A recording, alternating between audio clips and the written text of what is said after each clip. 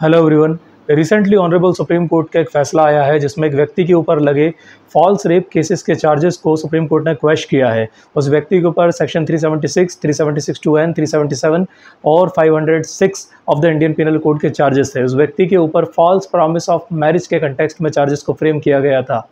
एक महिला द्वारा उस व्यक्ति के ऊपर आरोप लगाया गया था कि उस व्यक्ति ने उस महिला के साथ बार बार मल्टीपल टाइम्स सेक्सुअल रिलेशन बनाया है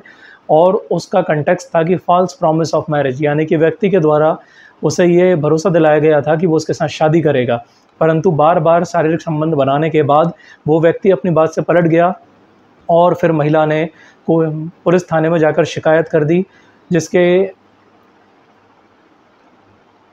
लिए पुलिस द्वारा उसके ऊपर 376 की विभिन्न धाराओं में केस दर्ज कर लिया गया और व्यक्ति को अरेस्ट कर लिया गया। व्यक्ति के द्वारा बॉम्बे हाई कोर्ट में भी एक 482 फाइल की गई जिसमें चार्जेस को क्वेश्चन करने के लिए एप्लीकेशन लगाया गया था, बट बॉम्बे हाई कोर्ट ने उसे रिजेक्ट कर दिया। वहां से उस व्यक्ति ने रिजेक्शन के बाद ऑनरेबल सुप्रीम कोर्ट का अप्रोच किया और सुप्रीम कोर्ट में उसकी एप्लीकेशन को अलाउ किया गया। स्टोरी कुछ इस प्रकार है इस केस की कि महिला और उस व्यक्ति के बीच में शारीरिक संबंध स्थापित हुए। महिला द्वारा यह आरोप लगाया गया कि उस व्यक्ति ने उसे शादी का झांसा दिया है, बट जानने वाली बात यह है कि महिला ऑलरेडी मैरिड थी और उसने एक 25 वर्षीय व्यक्ति के साथ शारीरिक संबंध बनाए और ये कहा कि उस व्यक्ति ने उसे शादी का झांसा देकर उसके साथ शारीरिक संबंध बनाए और संबंध मल्टीपल टाइम्स बने थे, एक दो बार नहीं, कई बार शारीरिक संबंध स्थापित हुए थे।